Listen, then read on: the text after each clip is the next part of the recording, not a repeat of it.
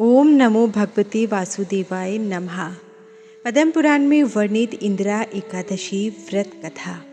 युधिष्ठिर ने पूछा, हे मधुसूदन, कृपया मुझे बताइए कि आश्विन मास के कृष्ण पक्ष में कौन सी एकादशी आती है। भगवान श्री कृष्ण ने उत्तर दिया, हे राजन, आश्विन मास के कृष्ण पक्ष में इंदिरा एकादशी नामक एकादशी का व्रत किया जाता है। इस व्रत को करने से घोर पाप भी नष्ट हो जाते हैं। यह निम्न लोकों में निवास करने वाले पितरों को भी मोक्ष प्रदान करता है। हे राजन, प्राचीन काल में सतयुग में इंद्रसेन नाम का एक राजकुमार था। वह बाद में महिष्मतीपुरी का राजा बना और अपनी प्रजा पर अविचल धर्म पूर्वक शासन करने लगा। उसकी कीर्ति दूर दूर तक फैल गई थी। राजा इंद्रसेन भगवान विष्णु के भक्त थे और अपना समय ध्यान और भगवान विष्णु के पवित्र नामों के जाप में बिताते थे, जो मोक्ष प्रदान करने वाले माने जाते हैं। वे आध्यात्मिक चिंतन में गहराई से डूबे रहते थे और नियमित रूप से निर्धारित शास्त्रों के अनुसार अनुष्ठान करते थे।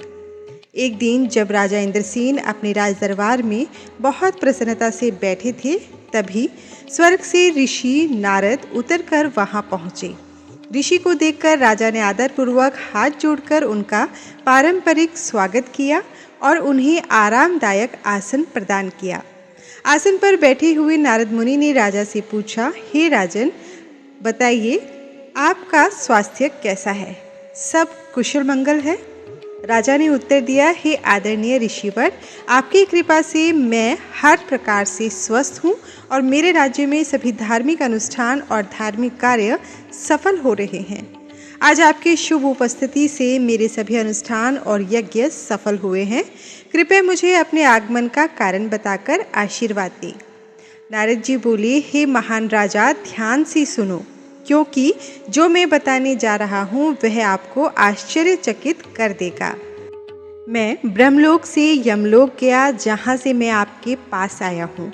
जब मैं यमलोक में था तो मुझे एक सम्मानजनक आसन प्रदान किया गया और मृत्यु के देवता यम ने मुझे भक्तिपूर्वक पूजा प्रदान की। उस दौरान मैंने आपके पिता को वहाँ पर देखा। वह अपनी धार्मिक प्रतिज्ञाओं के उल्लंघन के कारण वहाँ पर थे।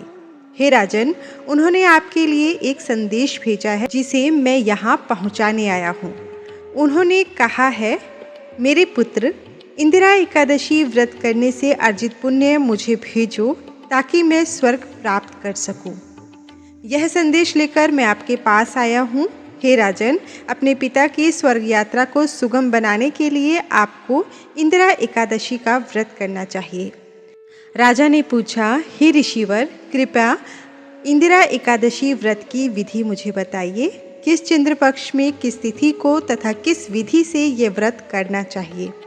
नारद जी ने कहा, हे राजन श्रेष्ठ, ध्यान पूर्वक सुनो, क्योंकि मैं इस व्रत को करने की शुभ विधि का अब वर्णन करूंगा। आश्विन मास के कृष्ण पक्ष में दशमी के पवित्र दिन मनुष्य को भक्तिपूर्वक प्रातः स्नान करना चाहिए।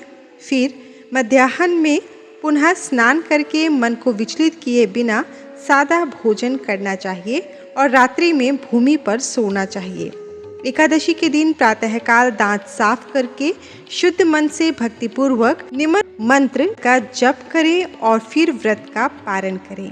मंत्र इस प्रकार से है, अद्य स्थित्वा निराहारः सर्वभोग विवर्जितः श्वो भोक्ष्ये पुंडरीकाक्षः शरणं मे भवच्युतः।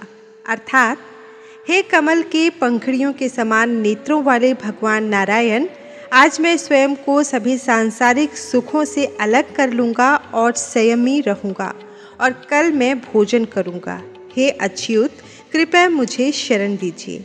इस प्रकार मध्याह्न के समय शालिग्राम शिला के सामने विधिपूर्वक पितरों की तृप्ति हेतु पवित्र श्राद्ध करना चाहिए। तत्पश्चात ब्राह्मणों को दक्षिणा देकर तथा भोजन कराकर उनका सम्मान करना चाहिए।